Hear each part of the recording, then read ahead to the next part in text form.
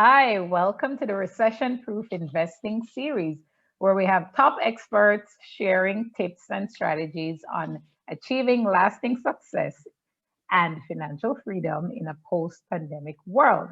I'm Keisha Bailey, CEO of Profit Jumpstart, and your host for this series. And today I have with me Danielle, who's going to be sharing some expert insights for you all today. I'm excited to hear what she has in store. Welcome, Danielle. Thank you. Thank you. Thank you. Super thrilled. So, can you share a bit about the work that you do and your background with our audience? Sure. So it's a long, windy road, but I'll try to keep it concise. I am a podcasting marketing coach. I'm Nice. also a travel writer, travel blogger, author. I have a podcast called the Thought Card Podcast. And with everything I do, I really enjoy creating inspirational, educational, entertaining content, whether it's the travel side, the personal finance side, or the podcasting side. And I started traveling at a really young age. My family's from Haiti, Ooh, and my mom would send me off to Haiti every summer to be with my grandparents.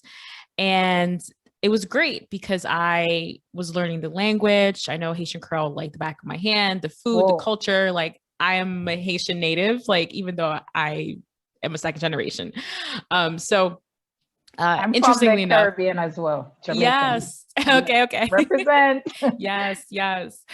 So that was my extent of travel, was really going back home every single year.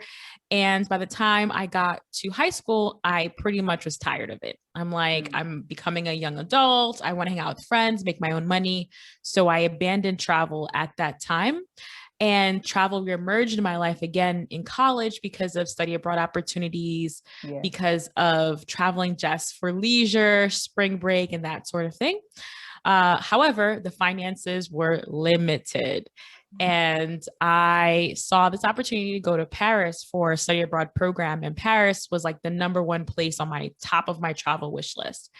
And I reached out to my mom and I said, Mom, I would love to do this. It's not being covered by financial aid. I had a lot of grants going into college, but nothing would cover it. And Yeah. she said, okay, you know what? I will cover it. I'll take care of it. You go off and enjoy your time.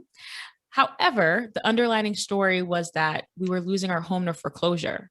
So Wow. my mom was willing to borrow money that she didn't even have, right? Yeah. To fund this amazing trip that I wanted to take, and I just felt terrible about it. I felt Yeah. terrible about it, and I said, "You know what? Nope. I'm going to make sure that when one day when I have the funds, I have a job, I'm, becoming an adult now, I'm going to save enough money so I could actually make this trip to Paris happen." Yeah. So that was around sophomore year of college. So fast forward years later, after graduate school, I got my first job. I saved for an entire year because I wanted to make that trip to Paris happen. And I was able to go to Paris. And I went on a Okay. 1 week trip solo to Paris in 2014. And my life forever has changed since that trip. And it really spearheaded who I am now, this financially Mhm. savvy traveler. And Yeah. it wouldn't have been possible without that challenge, right? Without that obstacle of Yeah. wanting to do something, but realistically just wasn't in the cards.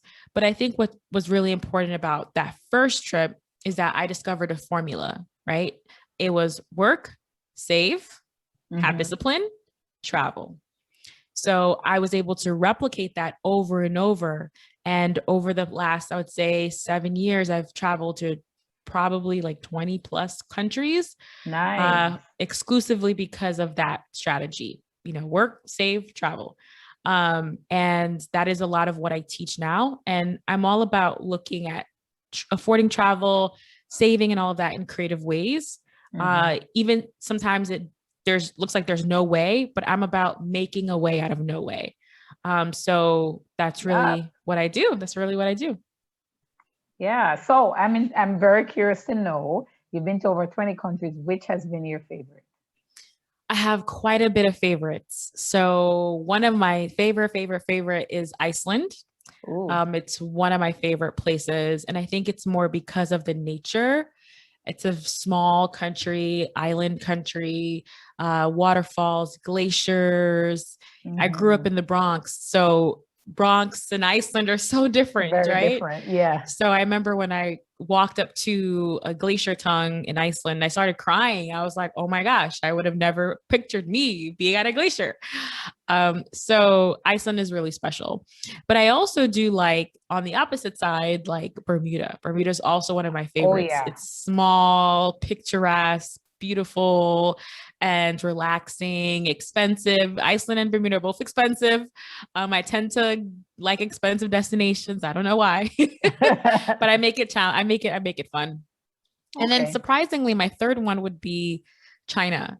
I went to China right before the pandemic in 2019 and it blew me away. I spent 10 days exploring the country and I just had no idea. And I just really, really enjoyed that experience. Nice. Nice. So I know last year then would have been extremely challenging for you on the traveling front. So how did you navigate throughout that with COVID and your business and your traveling? How was that impacted? Yeah, so it was really challenging because again, like I love to travel. Part of my business is covering destinations and sharing tips and things like that about where I'm going to. But another part of my business is the personal finance angle. So I leaned more heavily on the money aspect. And instead of saying go travel, I was talking more about why don't we save for travel? Because one day things are going to open up again and we're going to be itching to go back, and let's not put our foot off the gas. Yeah. So throughout the entire pandemic, I was continuing to save for travel, and I call it like my phantom account, who is now helping me to go on these beautiful trips that I have planned in Oh, 2021 and beyond.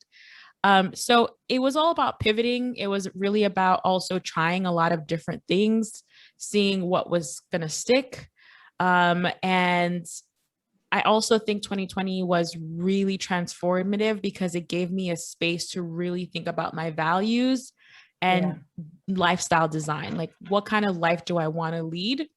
And to the point where I realized I want to work remotely 100%. I do not want to commute 2 hours to work like I would, because I do have a full-time job.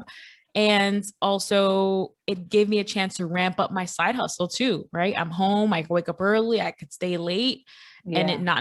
not affect my job. So I really worked on, okay, that financial runway to be able to leave corporate. Yeah. So I put in my resignation 2 weeks ago. So I'm Me officially, too. congratulations. Right. Same time. Oh my Yeah. God. And it's truly because of the space that 2020 created, right? Yes, So I absolutely. knew I did not want to walk into this year being the same person, doing the same thing, and then going back to normal. I did not want to go back to normal. I wanted to go back to what I'm creating for myself and my family. I feel you. I feel you on that. The Yes. same thoughts I had that okay, I feel the pandemic is a game changer, both positive and negative, but I really challenge myself like I'm challenging the audience today. Think about what could be.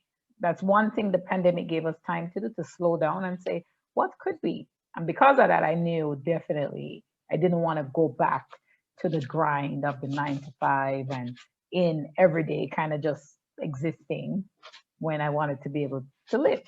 So Right. that's amazing. Congratulations to us, right? To Yes. us. Yes. Yeah. Yes.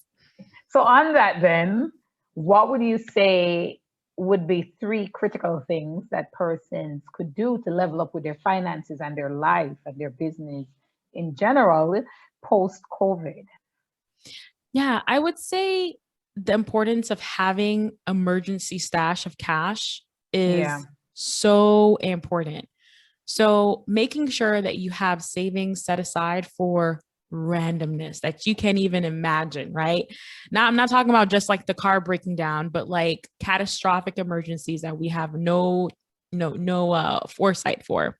yeah, And then that's part one. So beefing up the savings part, which requires sacrifice, right? It's easy for us to be like, oh, save more money, but yeah, there's give and take. So if you are going to save more money, it's going to have to come from somewhere else in your budget, right? So that's part one. Part two, also to think outside the box of ways that you can make more money, right? Yeah. So it's really important in 2021 and beyond to have multiple streams of income. For sure. And it doesn't necessarily have to be like full streams where it's coming in every day, but having a side hustle, having a side gig, having something that you can rely on beyond your 9 to 5 will help you to just shelter you from some of the crazy things that are happening, in these days. So that's tip number 2. And then tip number 3 is, like, I would say daydream more, because I like that. I was able to put a plan and be strategic about putting the plan to go full time from a daydream. It was simply, I was working one day and my husband came to the room and he was like, I think this could be your last year if you worked for it. And I was like, do you think so? I don't know. But I let that sink in, right? It just started to like plant seeds and plant roots and really try to like think about what could that look like? And then I said, okay, come up with a plan. And I had no idea how I was going to like have that runway, like save to be able to feel confident. But I said, you know what? I'm going to just put my head down and one step after another. So my 3 tips general would be save more, make more income, find a way to create other income streams for yourself. And lastly, daydream more about where you want to be in the future. Yeah, powerful. And I love the fact that you also mentioned daydream, but then you started planning how you'd get there. So you didn't leave it in the dream realm. You brought it into the reality of it all by putting a plan in place and then putting action behind that plan. Yeah. Which is why. And I think a lot of people are always like choked up by the how. Like, oh, I want to do this, but how? I'm less concerned about the how. I'm more concerned about like, let me put this on paper. I want to do this, right? Just like vision boarding, right? People vision board and they just put all their ideas on this board and to help with visualization, and they don't realize how it's going to happen. Then all of a sudden they wake up and it's done, right? Like that dream that they wanted. So focus less on the how and focus more on what you actually want to do. And then naturally your steps will take you forward. Yeah, for sure. For sure. So, Danielle, how can persons find you if they want to connect with you more and hear more of what you're saying and the content and strategies that you provide? Yes. So feel free to reach out to me over on Instagram. I am at the Danielle Desir on Instagram. I also have an affordable travel and personal finance podcast called The Thought Card Podcast. We have over 85 episodes, so there's plenty of content to listen to if you love travel and love money topics. Also, my blog, thoughtcard.com. If you prefer written content, there's tons of articles that you could read all about travel and money.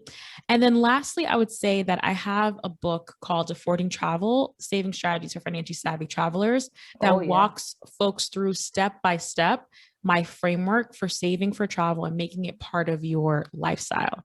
And it less of a vacation, but more of like part of who I am and what I do every year. So Affording Travel would be a great next step after this conversation. Love that. Love it. And then a lot of persons, for sure, like myself, are thinking, I've been locked up. I've been doing what I'm supposed to do, stay healthy, not catching COVID. I need to get out. And so that's going to be pretty useful. Yes. Thank you so much for your time. This has been amazing. Really, really, really appreciate you being here. Love it. It was a pleasure. Thank you so much. Thank you again.